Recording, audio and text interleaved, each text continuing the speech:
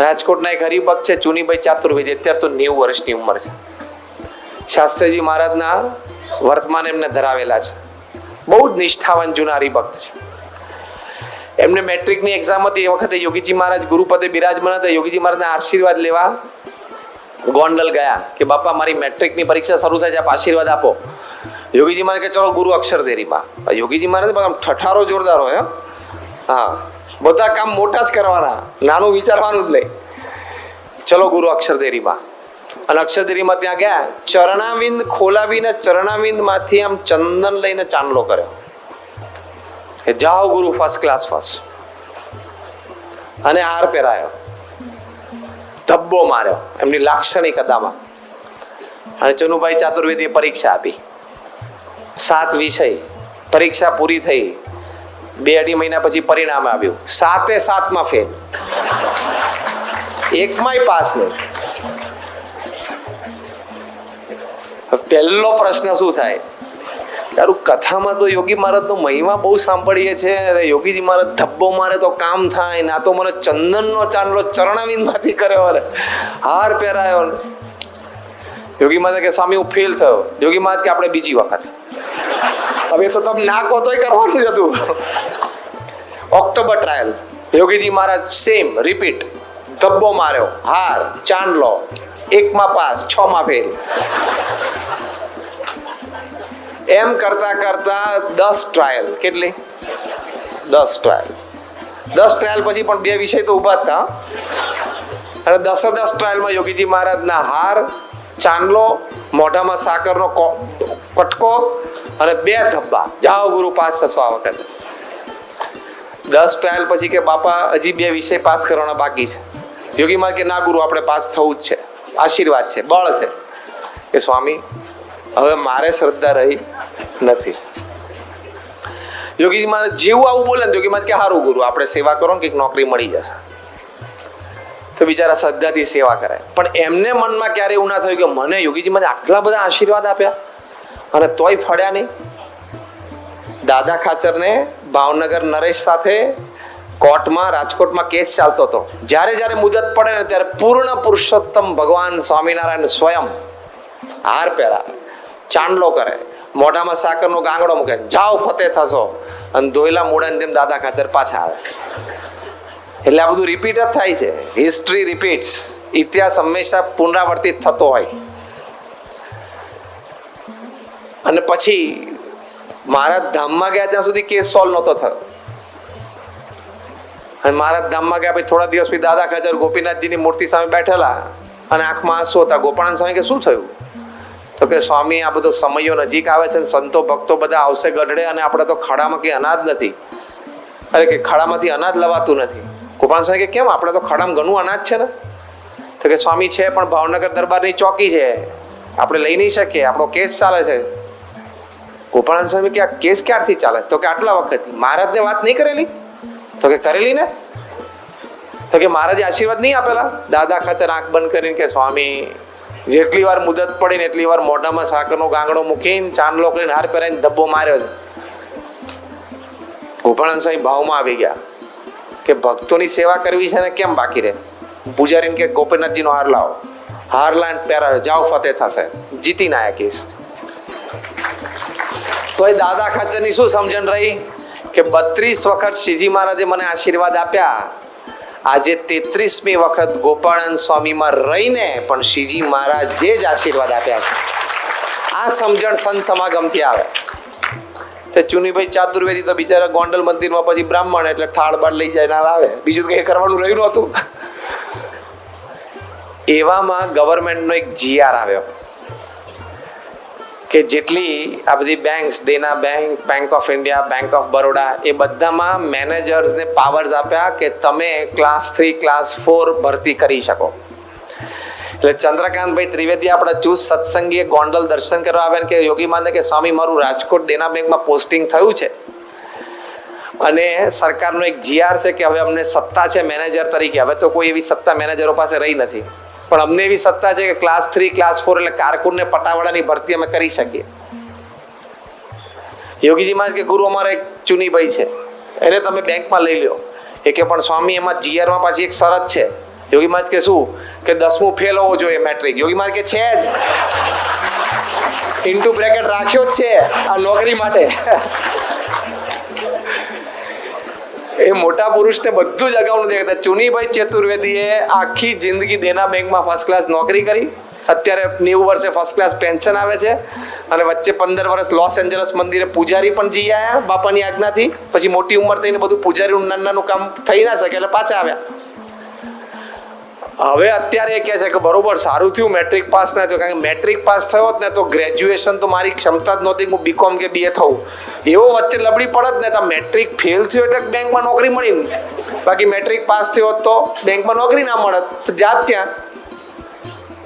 એટલે મોટા પુરુષ વ્યવહાર માર્ગે કે સત્સંગ માર્ગે આપણા જીવનમાં આપણે એમના શરણે આવ્યા એટલે જે પ્રસંગ ઊભા કરે ને એ બધા આપણા સારા માટે હોય, પણ એમની રીત શું છે? એ બોલે નહીં. પ્રશ્ન ક્યાં છે? બોલે નહીં. તમારે આપણે સમજણ દ્રઢ રાખવાની. આધ્યાત્મિક માર્ગે વાત તો એ જ સાચી છે, સાધકે જ સમજણ દ્રઢ રાખવાની. સત્પુરુષ તો ફૂલ પ્રોસેસ એની ઉપર ચલાવતા હોય. એ સમાગમનો લાભ છે. એટલે એ વખતે શ્રદ્ધા અને વિશ્વાસ રાખ્યા જ કરવાના. શ્રદ્ધા અને વિશ્વાસ એ જે કહે છે બરોબર છે, એ જે કરે છે બરોબર છે એમ સમજીને વિશ્વાસ રાખીને કર્યા જ કરવાનું, તો મોટું કામ થઈ જાય. તો જો ઘણી વખત આવા પ્રસંગો બને ત્યારે નાસ્તિકતા આવી જાય, પણ દાદા ખાચરને ન આવી, ચુનીભાઈ ચાતુર્વેદીને ના આવી. એવા ઘણા ભક્તો અત્યારે પણ છે કે એમને આવા પ્રસંગે એ નાસ્તિકતા આવી નથી. પણ મોટા પુરુષના આશીર્વાદ હોય એ એક યા બીજા રૂપે ફળે જ, ના ફળે એવું બને જ નહીં. એ બોલ્યા હોય એ થાય જ. એટલે સમાગમમાં હંમેશા રહેવું એ આપણા જીવ માટે ખૂબ સારી વાત છે. જો પહેલી વાત આ કે છોપો છાનો નાસ્તિક ભાવ હોય ને ટળી જાય. 1985માં ગુણાધ્યાન દ્વિશતાબ્દી મહોત્સવ વખતે કલકત્તાથી બધા બંગાળી કારીગરો આવેલા અને પન્ના બાબુ એના મુખ્ય લીડર હતા. એ તો એકદમ સામ્યવાદ સંસ્કાર, કારણ કે વેસ્ટ બેંગાલમાં તો બધું કમ્યુનિસ્ટ, તો એમને ભગવાન પ્રત્યે ધર્મ પ્રત્યે શ્રદ્ધા જ નહીં. પણ સ્વામી બાપાના સમાગમમાં એટલે કે એમ બેસીને કથા વાર્તા સાંભળી હોય ને વિશેષ પ્રસંગ એવું નહીં, પણ સાહજિક વાતચીત સંતોલિયા કે બાપા પન્ના બાબુ મુખ્ય છે, 150-200 કારીગર સ્વામી આશીર્વાદ આપ્યા હોય. સમયની બધી સેવા પૂરી થઈને ત્યાં સુધીમાં એમના અંતરના રજકણો બદલાઈ ગયા. સમયો પૂરો થયો અને પાછું કોલકાતા એમની ટીમ સાથે જતા હતા. બાપાને છેલ્લે મળ્યા, ધ્રુસકે ને ધ્રુસકે રડી પડ્યા અને બોલ્યા કે સ્વામીજી, મને બીજી તો વાત ખબર નથી, પણ તમને હું મારા પિતા તુલ્ય માની શકું એવી આપનામાં શ્રદ્ધા મને બેઠી છે. આપ જે કહેશો એ હું કરીશ. સ્વામી એમને માળા આપી. અને હમણાં 4-6 મહિના પહેલા કોલકાતા મંદિરની પ્રતિષ્ઠા મહોત્સવની તમે સંતો ત્યાં ગયેલા, તો પૂજ્ય નારાયણમુનિ સ્વામીને એમની સાથે અમે સંતો પન્ના બાબુના કારખાને ગયેલા. ત્યાં જબરજસ્ત મોટા પાયા ઉપર બધું એમનું પેલું કેનનું વર્ક ચાલે છે. કંઠી પહેરે છે અને પૂજા નિયમિત કરે છે. કે મને સ્વામી બાપાએ 85માં આપી ત્યારથી હું નિયમિત કરું છું. બાકી એ જળમૂળમાંથી નાસ્તિક, એને આ બધું ફાવે જ નહીં. તો જો મોટા પુરુષના સમાગમમાં આ લાભ થાય છે.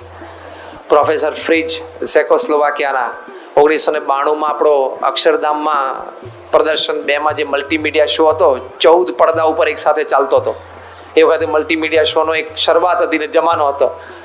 તે ગામડેથી હરિભક્તો કે આ સંતોએ એક પડદો હું ના રાખ્યો, 14 રાખ્યા, તે એક રાખવો જોઈએ ને, આ પૂગી વળાતું નથી.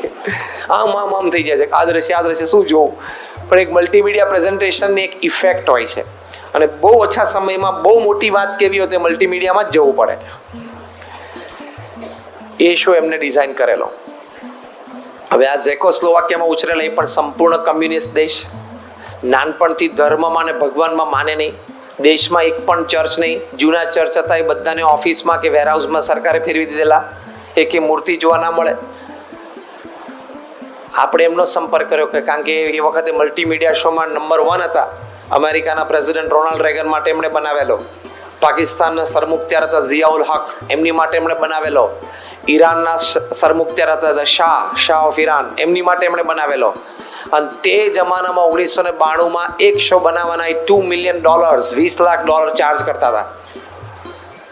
આપણે એમને યાર કર્યા અમારે છે ને આત્મા પરમાત્માની થીમ અને આત્માને ગુણાતીત ગુરુનો યોગ થાય તો પુરુષોત્તમ નારાયણ પ્રત્યે દાસ ભાવ અને ભક્તિ દ્રઢ થાય અને મુક્તિ થાય. આટલું મુખ્ય થીમ જે વચનામૃતનો સારાંશ એ આપણે સમજાવવાનો હતો. તે પહેલા તને આત્માની વાત સમજાવીને એ જ અઘરી પડે એવું હતું, કારણ કે આને તો બે છૂટું હતું જ નહીં. દેહ ને આત્મા બે છૂટા તો આને હતા જ નહીં.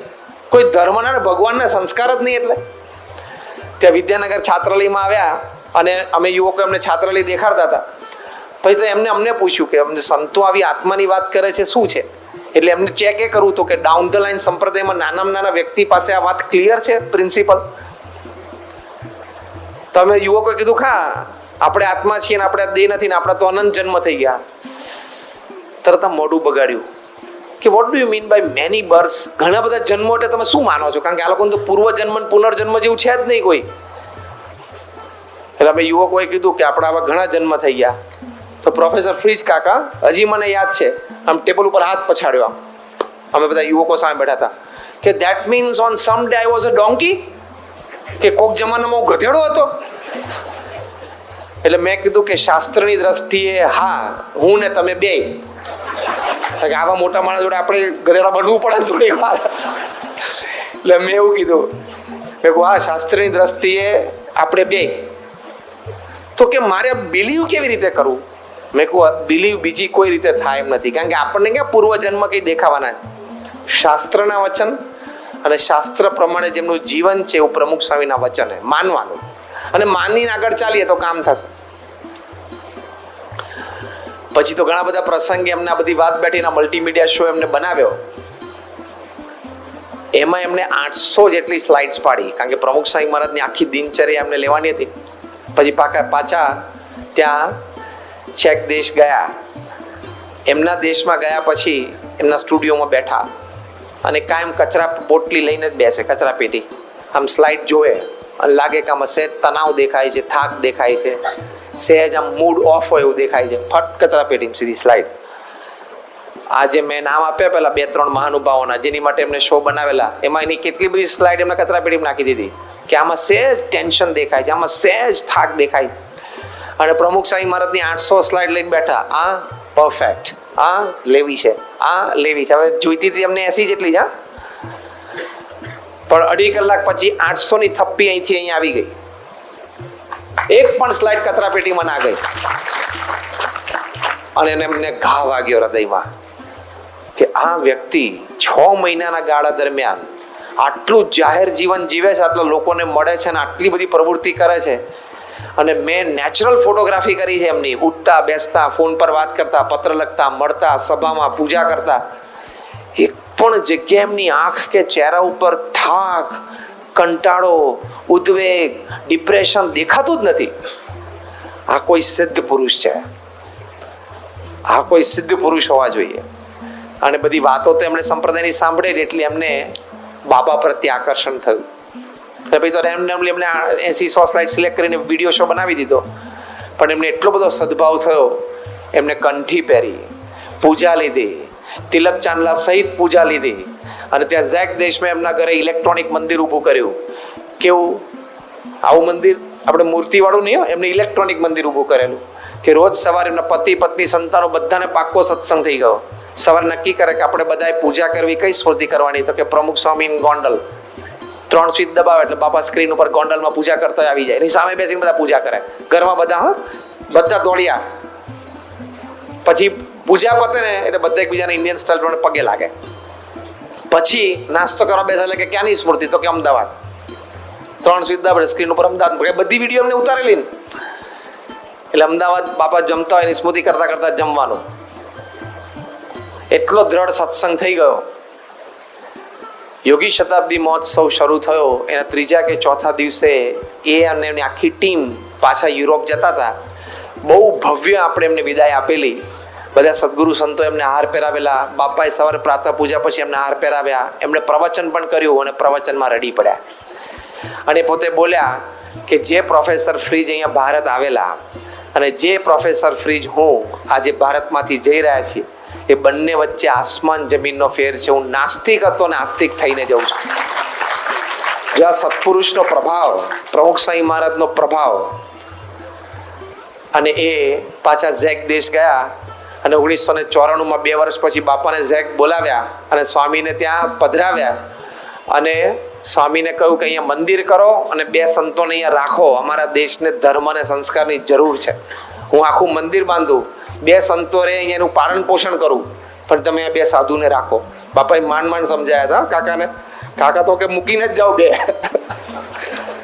સ્ટાફમાં બધા કે કોને રાખશે? કાકા તો કે મૂકીને જ જાઓ 2 ને કે. એટલે પછી એમને સ્વામી બાપાએ બધી વાત સમજાવી અને ત્યાં બધી પ્રેસ કોન્ફરન્સ એમને બોલાવી હતી. આખા ઝેક દેશના પ્રેસ રિપોર્ટર હતા.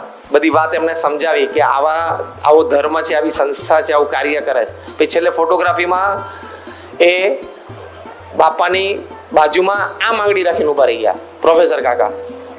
તો વિવેક સાગર સ્વામી જોયું કે આ કેમ આમ આંગળી રાખી છે? હવે આ તો બહુ પ્રતિષ્ઠિત મોટા માણસ, આખા ઝેક દેશમાં બધા એમને ઓળખે, પ્રોફેસર ફ્રીજને. અને અમે ત્યાંના પ્રેસિડેન્ટ સાથે તો એકદમ પર્સનલ મિત્રતા. પતી ગયું ને પછી વિવેક સાગર સાહેબ પૂછ્યું કેમ આમ આંગળી રાખી? પહેલા આપણે ગુણાતીયન સ્વામીની આંગળી આમ રાખતા. કેમ? એ દેખાડે કે પૂર્ણ પુરુષોત્તમ નારાયણ છે અને એમની ઓળખાણ એમણે જ કરાવી. પ્રોફેસર ફીજ કે આ ગુણાતીયન સ્વામી આમ નથી ઊભા? શ્રીજી મહારાજા પૃથ્વી પર પધારે એમને કોણ ઓળખતું હતું? એમની ઓળખાણ ગુણાતીયન સ્વામી આપી. એમ પ્રમુખ સ્વામી ઝેક દેશમાં પધારે એમને કોણ ઓળખે છે? મારે ઓળખાણ આપવાની ને, હું આમ ઉભો રહું, ત્યાં ઉભા રહીને ફોટો પડાયો. બોલો. એમને જ્યારે એક પત્ર અમદાવાદમાં વર્ષો પછી બાપાને લખ્યો, ખૂબ ભક્તિભાવપૂર્વક લખ્યો, એ પત્ર વાંચીને બાપાના આંખમાં આંસુ આવી ગયા અને સ્વામીએ એક વાક્ય બોલ્યા એ પત્ર વાંચ્યા પછી. રિપોર્ટમાં એ પ્રસંગ બહુ સરસ નોંધાયેલો છે. સ્વામી બોલ્યા કે ફ્રીજ કાકાની ભક્તિ દાદા ખાચર જેવી છે, એ બાપા બોલેલા. હવે ક્યાં નાસ્તિકના અને સામ્યવાદના સંસ્કાર, અને ત્યાંથી એમને દાદા ખાચરની ઉપમા આપી પ્રમુખ સ્વામી મહારાજ કે દાદા ખાચર જેવી ભક્તિ છે. આ પરિવર્તન એક મનુષ્ય જીવનમાં સત્પુરુષ જ લાવી શકે, એક મનુષ્ય જીવનમાં ન થઈ શકે આ કક્ષાનું પરિવર્તન. એટલે પ્રમુખ સ્વામી મહારાજના સમાગમથી જીવનમાં પૂર્ણ સફળતા પ્રોફેસર ફ્રીજ કાકાને મળી, પન્ના બાબુને મળી કે સાવ નાસ્તિક હતા એમાંથી આવા આસ્તિક થઈ ગયા, કલ્યાણની પ્રતીતિ આવી ગઈ, મોક્ષ થઈ ગયો, અક્ષરધામમાં બેઠા. અને પ્રોફેસર ફ્રીજ કાકા ધામમાં ગયા અને સ્વામીને સમાચાર મળ્યા. સ્વામી કે મહારાજની સેવામાં બેસી ગયા. કેટલી મોટી વાત થઈ. તો જો મોટા પુરુષની આ સામર્થ્ય છે. પ્રમુખ સ્વામી મહારાજની એક વિશેષતા ખબર છે? એ બીમાર પડે એટલે આપણને એમ લાગે ને કે આપણી જે બીમાર પડે, જો એમને તાવ આવ્યો, જો એ એન્ટીબાયોટિક લીધી, જો ઇન્જેક્શન લીધું, જો આ નાક ચાલે, જો એમનું એવું દેખાય ને. પણ પ્રમુખ સ્વામી મહારાજની બીમારી જે વર્ષે આવી એ બધી સારી રીતે સ્ટડી કરીએ ને તો એમની બીમારીમાં એમને જે ડોક્ટરે ટ્રીટ કર્યા છે ને બધા ડોક્ટર સત્સંગી થઈ ગયા. ઇતિહાસ છે. બીમારી દરમિયાન જેના ઘરે રહીને આરામ કર્યો ને એ બધા નિષ્ઠાવાન હરિભક્તો થઈ ગયા.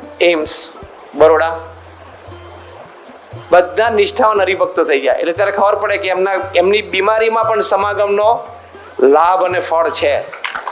એ બીમાર થાય છે ને એની પાછળ પણ એમના હેતુઓ હોય, બધું ગણતરીપૂર્વક ચાલતું હોય. તો એ થયેલું છે કે એમની બીમારીમાં પણ આવો લાભ થયો છે. આપણે તો એક સ્વામીને કોલેસ્ટ્રોલ ભરાણું, બ્લોક આવ્યું ને હાર્ટ પેલું એન્જિયોગ્રાફી આવીને પછી બાયપાસ આવ્યું. પણ એ બાયપાસ થયું એમાં ડૉક્ટર સુબ્રમણ્યમનું બાયપાસ થઈ ગયું. સાઉથ ઇન્ડિયાના ડૉક્ટર લેનોક્સેલ હોસ્પિટલમાં 5000 વ્યક્તિઓ એમના આધારે જીવે છે, બહુ પ્રતિષ્ઠિત વ્યક્તિ. અને અત્યારે દુનિયાના ટોપ 3 ઓપન હાર્ટ સર્જન્સમાં એમનું નામ છે. એમના હાથ દ્વારા અત્યાર સુધીમાં 20,000 બાયપાસ સર્જરી થઈ છે. અને hands of God 99.9% success rate. તમારા પેશન્ટ ડૉક્ટર સુબ્રમણ્યમના હાથમાં હોય ને એટલે રિલેક્સ, સારું જ થશે. અને સવારના પોરમાં ઉઠીને 8 વાગ્યાથી ઓપરેશન ચાલુ કરવાના. એક ઓપરેશન થિયેટરમાં ચાલુ જ હોય એની ટીમ, ફટાફટ ઓપરેશન કરે. એ ડૉક્ટર સુબ્રમણ્યમ કર્મવાદમાં મારે, ગીતા વાંચે પણ કર્મવાદમાં મારે. ભક્તિ અને જ્ઞાન યોગમાં એટલું બધું નહીં. અત્યારે લોકોને બહાર એવું હોય છે ને કે આપણે કર્મ સારા કરવા, પણ એ સાચી વાત છે, પણ દેટ ઇઝ 33%. કર્મયોગની તું જે વાત કરે છે એની સામે ભક્તિ યોગ ને જ્ઞાન યોગ અત્યારે આપણે ચાલે છે. ભક્તિ યોગ ચાલે છે, જ્ઞાન યોગ ચાલે છે, એની એટલી જ જરૂર છે. કે કાલ સવારે 9 વાગે કર્મ ચાલુ કરીએ પોતપોતાના વ્યવસાયમાં, ત્યારે કેવી રીતે કરવું, કેટલું કરવું, કેવા ભાવથી કરવું, એ બધું જ્ઞાન અને ભક્તિ યોગથી સમજાશે. ડોક્ટર સુબ્રમણ્યમ કર્મ કરતા હતા, એમને ભગવાનમાં એવી શ્રદ્ધા ને ભક્તિ નહીં, પણ પ્રમુખ સ્વામી મહારાજના સમાગમમાં આવ્યા, પહેલો જ એમને ઇમ્પ્રેશન શું પડી, એન્જિયોગ્રાફી કરીને બ્લોક આવે ને ડોક્ટર સુબ્રમણ્યમ કીધું કે તાત્કાલિક બાયપાસ લેવી પડશે. યોગી ચરણ સ્વામી, ડોક્ટર કિરણ દોશી, ત્યાં સ્થાનિક બીજા ડોક્ટર્સ મહેન્દ્રભાઈ, એ લોકોએ બાપાને વાત કરી કે સ્વામી ધીમે ધીમે, કારણ કે તમારે કોકને કેવું કે તમારી બાયપાસ હવે આવે છે તો સમાચાર ધીમે ધીમે આપવા પડે કે બાપા બાયપાસ ઓપરેશન કરવું પડશે. સ્વામી આમ સૂતા હતા ને કે કરી નાખો, વાંધો નહીં. ડોક્ટર સુબ્રમણ્યમને આ પહેલો સ્પર્શ હૃદયમાં થયો કે આ સામાન્ય વ્યક્તિ તો છે નહીં, આટલી મોટી સંસ્થાના ધર્મગુરુ અને વહીવટી પ્રમુખ છે અને મોટી ઉંમર છે એમની. કોઈક આપણને બાયપાસના સમાચાર આપે ને એટલે પહેલો વિચાર શું આવે, બેંક એકાઉન્ટમાં બીજું નામ કોનું છે? પહેલો વિચાર એ આવે કે એમને સંસ્થાનો અને આ બધો વહીવટનો એની જવાબદારી છે, પણ નિર્લેપ પણ એટલા છે. એ પહેલો સ્પર્શ છે. પછી બાપાની બાયપાસ ઓપરેશન કર્યું, બધું પતી ગયું. એમને પ્રમુખ સાહેબ પ્રત્યે બહુ સદભાવ થયેલો. એ ઘણા વર્ષો પછી ખબર પડી કે એમને ઝી ટીવી ઉપર 130 દેશોમાં એક લાઈવ ટેલિકાસ્ટ પ્રોગ્રામમાં એમને પૂછવામાં આવ્યું, સેલિબ્રિટીઝને અઠવાડિયે પહેલા આવતો, એમાં ડૉક્ટર સુબ્રમણ્યમને લાવેલા કે તમે તે વખતે કે આ 12-13 હજાર બાયપાસ ઓપરેશન્સ કર્યા છે, એમાં કોઈ એવો અનુભવ થયો છે કે લાગણીઓ તો હૃદય સાથે સમાયેલી હોય અને તમે તો 13-15 હજાર હૃદય હાથમાં લીધા છે, તો તમને કોઈ લાગણીનો અનુભવ થયો છે? ડૉક્ટર સુબ્રમણ્યમ બહુ નિખાલસપણે કહ્યું કે એવો કોઈ વિશેષ અનુભવ મને નથી થયો, પણ એકવાર when I was operating on પ્રમુખ સ્વામી મહારાજ, મેં જ્યારે પ્રમુખ સ્વામી મહારાજ ઉપર ઓપરેટ કરતો, 15,000 બાયપાસમાંથી એક જ બાયપાસની વાત કરતા હતા કે હું જ્યારે પ્રમુખ સ્વામી મહારાજના હૃદય ઉપર બાયપાસ કરતો હતો અને એમની છાતી પોળી કરી પાંસળીમાંથી એમનું હૃદય મેં બહાર હાથમાં લીધું અને મારા હાથમાં મેં પ્રમુખ સ્વામી મહારાજનું હૃદય પકડ્યું, મારા આખા શરીરમાં ઝંઝણાટી વાપી ગઈ. મને દિવ્યતાની અનુભૂતિ થઈ. મને એવા વિચાર આવવા માંડ્યા કે મારે સમાજ સેવા કરવી જોઈએ, મારે ભગવાનની ભક્તિ કરવી જોઈએ, મારે આત્માનું કલ્યાણ કરવું જોઈએ. એવા મને વિચાર એમનું હૃદય હાથમાં પકડ્યું ત્યારે આવ્યા.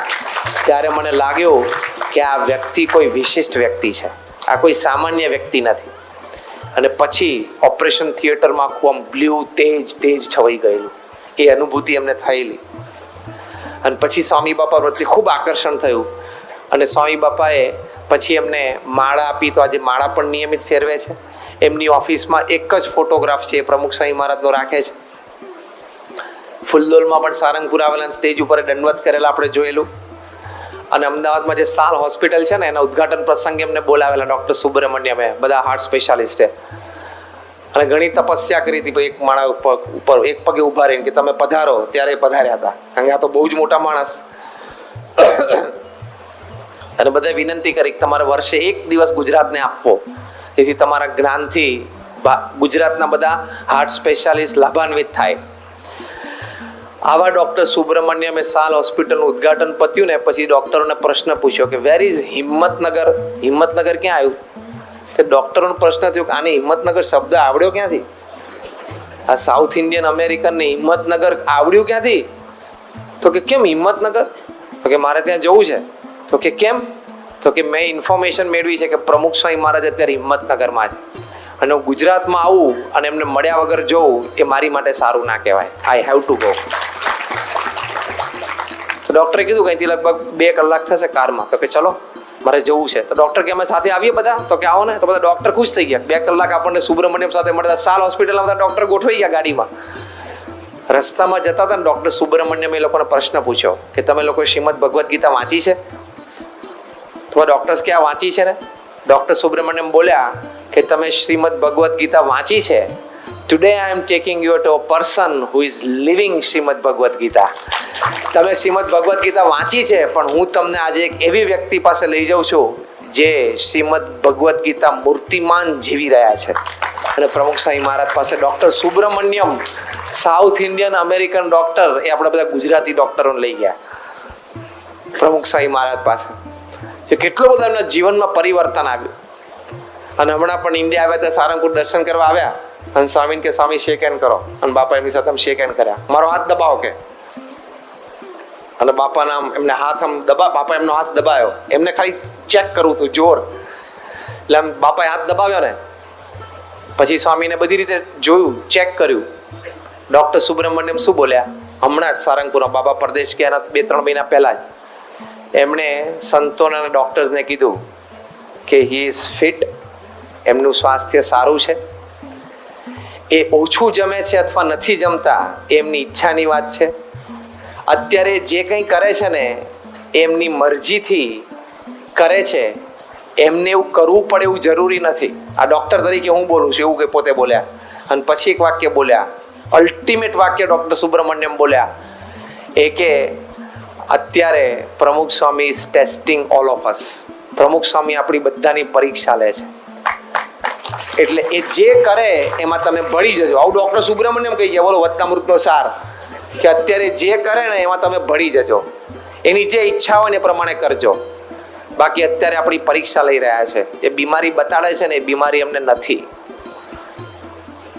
એ ચરિત્ર છે. લો આ વચનામૃતનો સાર હાથમાં આવી ગયો.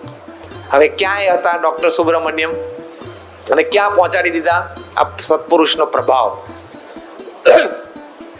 પ્રમુખ સ્વામી કઈ બેસીને કલાક કથા વાર્તા નથી કરી પ્રોફેસર ફ્રીજને કે પન્ના બાબુને કે ડૉક્ટર સુબ્રમણ્યમને. સહજ સમાગમ, સહજ ક્લોઝનેસ, એમાંથી આ ઇફેક્ટ આવે. તો સત્પુરુષના સમાગમથી આ બહુ જ મોટો લાભ આપણને થાય છે કે જીવમાં ભગવાનના અસ્તિત્વની એ દ્રઢ ભાવના થાય છે, એ નિશ્ચય આપણા જીવનમાં અતિશય દ્રઢ થાય છે, અને એ દ્વારા આપણને બહુ જ મોટો લાભ એ મળે છે.